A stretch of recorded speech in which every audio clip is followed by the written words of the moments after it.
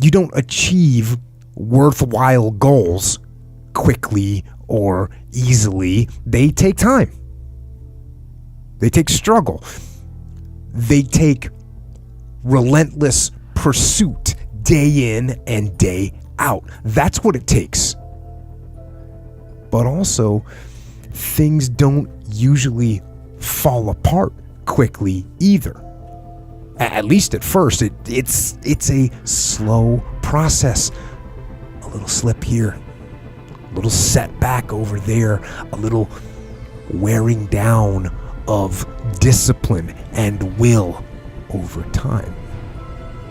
That's the thing. Success and failure are generally slow processes, either slowly building things up or gradually tearing them down.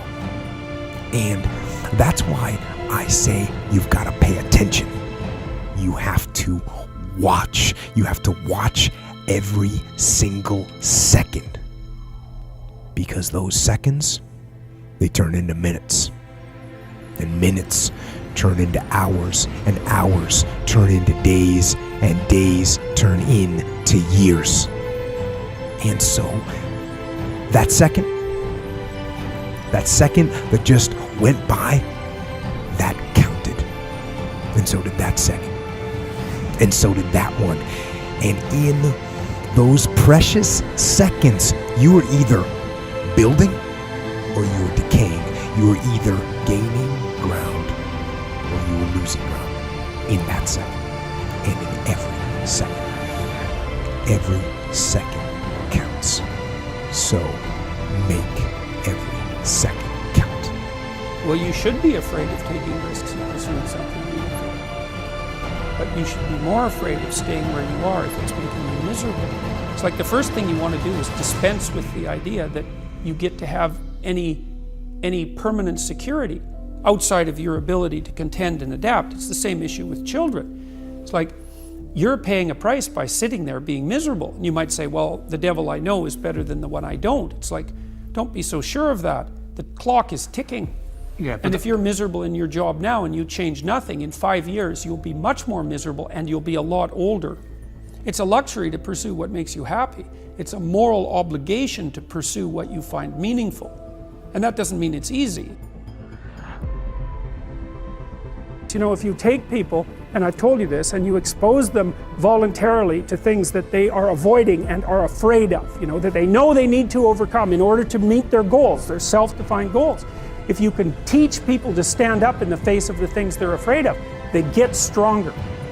And you don't know what the upper limits to that are, because you might ask yourself, like, if for 10 years, if you didn't avoid doing what you knew you needed to do, by your own definitions, right, within the value structure that you've created, to the degree that you've done that, what would you be like?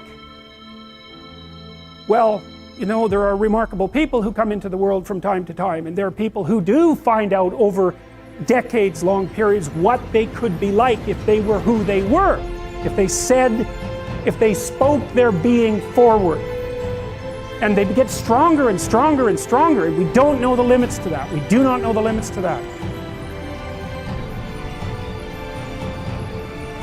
I wish I had not waited 14 years. Somebody said if you want to lose something, lose money. You can get that back. 8 out of 10 millionaires have been financially bankrupt. Walt Disney filed bankruptcy 7 times and had 2 nervous breakdowns. But don't lose time. There were 14 years I sat on the sideline. 14 years I said, I don't have an investor in me like Tony Robbins. 14 years that said, I don't have an MBA or a PhD, and I can't compete with these guys. I have the complexion of rejection. 14 years I silenced myself. Wow. And so I regret that, because there are some people that maybe if they'd heard my voice, they would not have turned to drugs. If they'd heard my voice, their lives would have taken a different direction. And I can't get those 14 years back. That haunts me, and I think that drives me when I speak with such energy. I'm trying to make up for that time, but I can't.